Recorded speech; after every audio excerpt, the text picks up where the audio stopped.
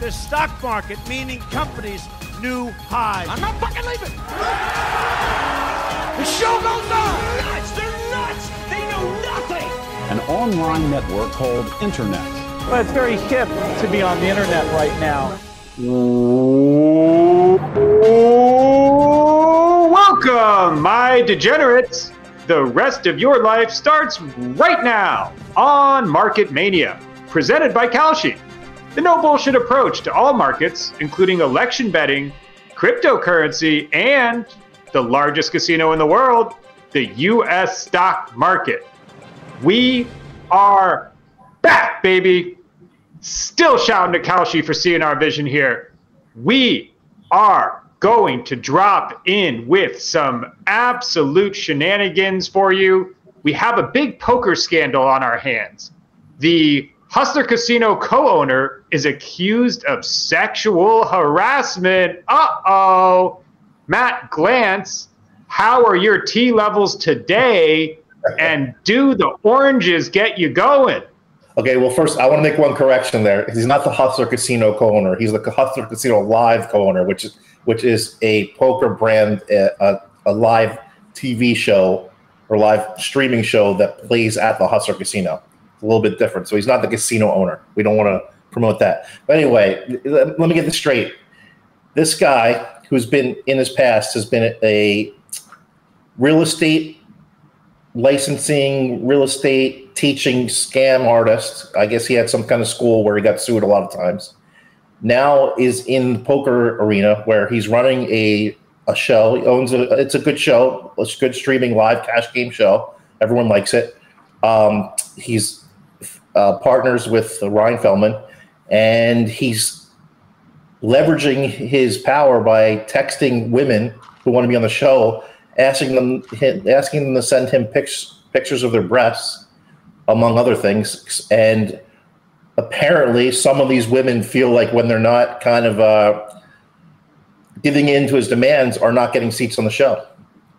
So Brett Ritchie,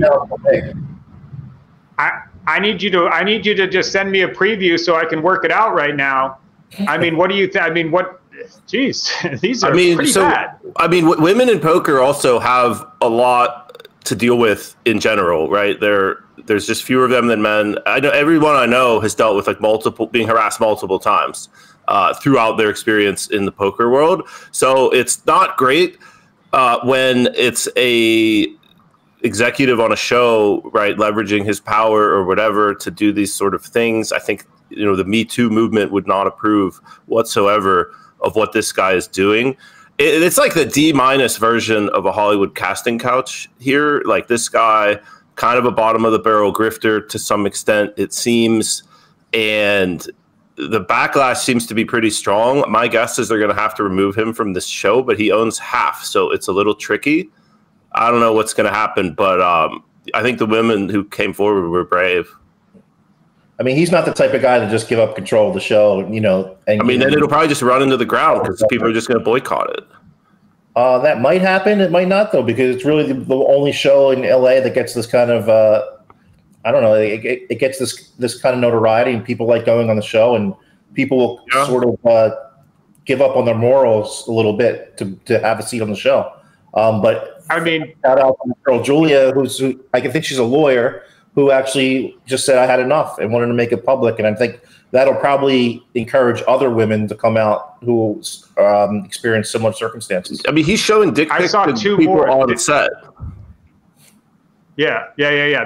Tell us, Brett. It was Kitty Koo. It was the Kitty Koo, and I saw Poker Ash, the Ash Carter, whatever. Cardash. He was saying that he was like, yo, let's do a little little sugar daddy situation. It's a body of work that's building. And not to mention, guys, from what I read on Twitter, this guy is married and he's got a beautiful, beautiful family, beautiful daughters. They're like teenage or college age daughters, and they're going to see this stuff. They're going to see this on social media, on Twitter. So, I mean, it's a terrible situation. I actually feel bad for everyone involved, but he made his own bed, and you're literally like he's doing this stuff on the show, which in 2024 you just can't do it, and everyone knows you can't do it. So I just don't get what's going on in his mind. Well, the pencil dick situation is going to be difficult for that gentleman, rightly so. I think we'll update this in the future as things, more stuff come out. But the biggest story today, I would say, and Matt Glantz is directly in the center of it, is the hurricane face shot Milton that's about to hit Tampa and the greater middle part of Florida, probably affect the whole state. Can't help but think of Office Space when I see the Milton hurricane coming at you. You know, I was told that it would be a Category 3. We have a betting market on Kalshi here that is about what category hurricane will hit Tampa this year. I mean, Matt Glantz, you have to be sweating this as the betting markets are giving quite a big chance of this being a 2 or 3 here when it makes landfall. Yeah, so I'm personally, I live near Palm Beach, so we're a little bit far away. We're on the east coast of Florida, but we are going to get hit with some of the hurricane. Just it won't be the max damage where they're getting hit with like Naples or Tampa, Clearwater, that area. That they're going to get hit hard, and it is a Category 5 right now in the Gulf. But as it hits land, it's certainly going to dissipate, and it looks like the most likely scenario is going to be Category 2 by the betting markets. But people are worried. It's like one of the biggest ones we've ever had. I think it's the 10th, or it's in the top 10 largest hurricanes we've ever seen in the Western Hemisphere. So this is scary. So Brett Ritchie, I mean, betting markets like Kalshi, I think the prediction markets are super, super important when there's all sorts of something like this going on. Everybody's screaming, oh my God, it's going to be a massive Category 5. Or like, oh, it could be a Category 6. That doesn't exist. There's a mathematical limit to hurricanes. You can give a little research on that. They can't get much more than 200 miles per hour, just due to the full energy that it sucks up from the ocean. But Brett, prediction markets as importance to dispel misinformation on the internet. Thoughts? I think that's a possible use case, right? It's an exciting use case. If this market gets more traction, I mean, typically in general in markets, as we all know from our backgrounds in poker and gambling, right? The more money that is at risk, I feel the more accurate they are. Like the NFL Super Bowl market compared to like a women's college basketball game, the NFL line is just going to be much more efficient.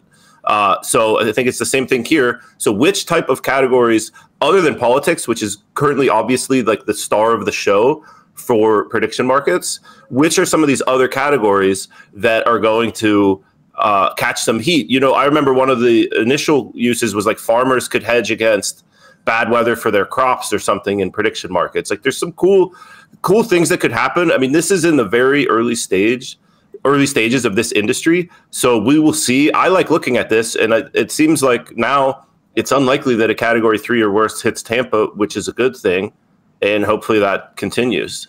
So guys, as a trader for the last 30 years, my personal policy has always been wisdom of the crowd plus money.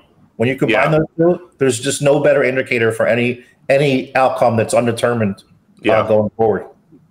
Love the fact that Prediction Market Kalshi is sponsoring the show, because it's really, really, really great. I think that they're very important, and I think that it'll be fun to track their importance over time. Speaking of important things, and an absolute, I would say a travesty hit the HBO airwaves yesterday, where the HBO show said that they are going to unmask Satoshi Nakamoto finally. And then somehow, some way, they came up with Peter Todd, which just, I can't imagine that they did much research. And I mean, there's so many things for clickbait these days. And like, I mean, again, there was, I don't know. I mean, this one is, if you look on crypto Twitter, I'm 2011 Bitcoin guy. If you looked on this is being trashed, and this documentary is being dragged so hard. Brett, did you watch this? Are you going to watch this? I didn't watch it. I looked at the BitMEX updates on it, and just like, they're like Peter Todd. I'm like, what?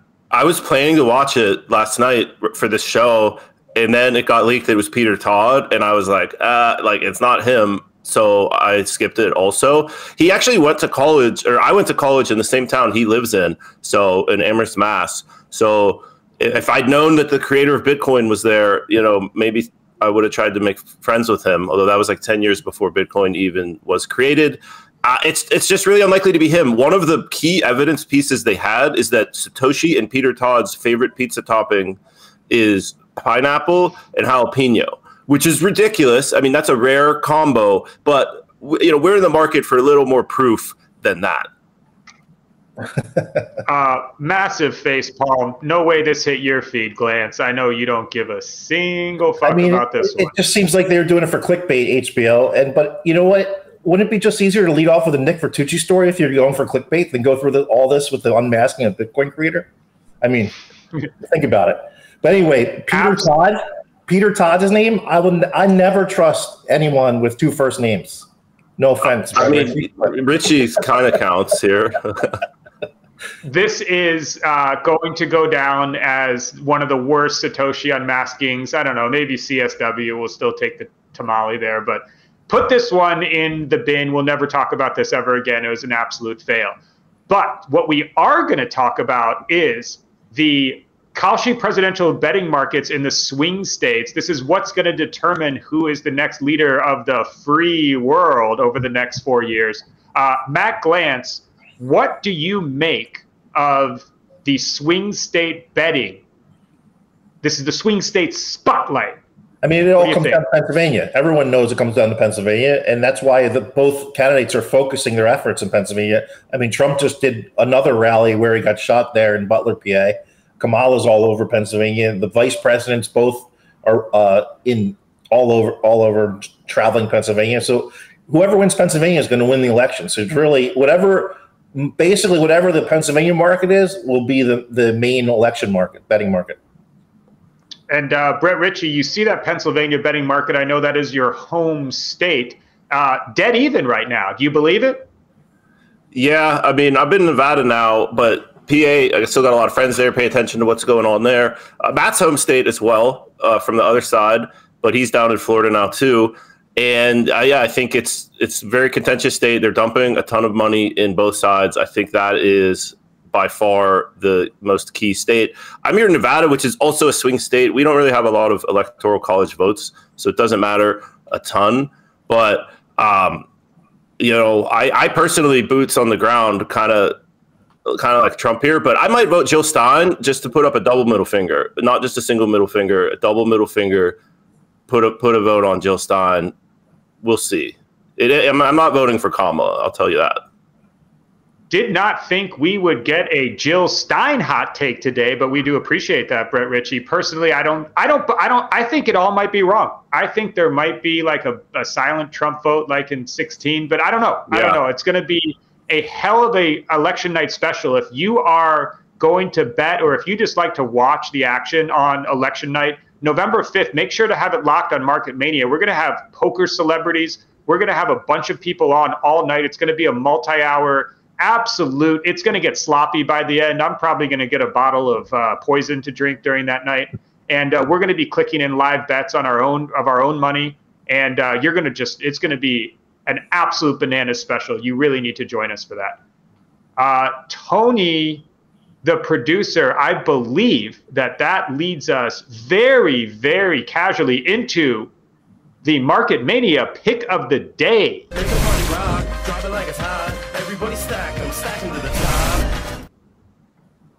Matt Glantz, our equity trader, big shout to Elon the dog. He is a good boy. If you want to sponsor the show, you can also have your pet right next to the Kalshi ad there. That is what we do. Matt Glantz, your pick of the day. Okay, so Tesla is having their what do you call it? They're going to have the event for the robotaxi tomorrow after the close. The big event. The stock's run up a lot in the last couple months. It's $245 now. I like buying it here at $245, but to sell it tomorrow by the close. So maybe look for like the $250 exit. But I believe that the stock will have a nice run up tomorrow leading up to the robotaxi event. Fun stuff. I have always dreamed of making my Tesla drive Uber for me and then like being back at my house in the morning. Obviously, I don't live in the United States where that's not possible, but man, got to be a lot of people thinking about that. Brett Ritchie, what is your pick of the day? I am going with Trump to win Nevada over on Kalshi. He is 45 cents. I think he should be a favorite. I'm a little biased, but anecdotally, just walking around town, it's not a lot of Kamala support out there. It depends how many people show up and vote, but I like Trump to win Nevada here. I think that getting plus money on him is pretty advantageous. thank you very much for that one. Guess the Jill Stein isn't really going to... Well, I think I'm so confident I still might put a vote on Jill because my vote's irrelevant. He's going to win anyway.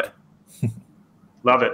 Love the action. I am going to drop the crypto knowledge on you guys today for my pick of the day. I'm going with Sui, a layer one that I will raise my hand right now and say I know absolutely nothing about, with the exception of people like High Stakes Capital on Twitter. I've seen, I think there's a couple other heavy hitters that are just like all over Sui, and the price action over the last couple of months. And it just, I mean, like when I see like 10 smart people tweet about something, all tweet about the same thing, that I'm like, wow, that is something. So I'm putting that on your radar. I'm making it my pick of the day. This show does not offer investment advice. I think everybody knows that. But if you haven't looked at that one, take a look at Sui. And if you know what the hell it does, please tell me, because I will, again, no knowledge at all, never used it, never played with it.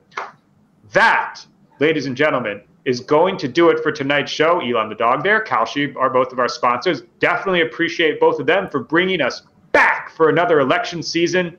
The election special will be bananas. Please click all the buttons, like and subscribe and retweet. Tell your friends we need to pump these numbers because we want to keep doing this for you. Hit us, Market Mania Show, on Twitter, X, whatever they call it now. With your questions, you can be a part of the Market Mania mailbag. And we will see you tomorrow, if there is a tomorrow. But for now, it's lights out. Come on, I never sleep if I don't have my medicine. Come on, I never sleep if I don't have my medicine. Come on, I never sleep if I don't have. I never sleep. Come on, I never sleep if I don't have my medicine. Time to right the wrong, so your hands in the air if you like the song. If you're going over there, take it twice as long. Last time ain't talking about Tylenol. I bet you'd like to know. You can come around the way if you're trying to go. If you want to switch lanes for a pot of gold or a domino, out of control. The usual, get mad cause I'm looking at your girl. Switch it up. I do it so much louder than everything you've heard. Everybody heard at the word that the world wasn't turning. Act like you're in a jury of how we're turning, we're how we're turning. Can't lie like it's Mississippi burning. Don't act like you're in a daze. I imagine you to look the other way. Couldn't clear space on my mind, was afraid of the time. Strobe lights like in the moonlight. I'm in the mood right now, how about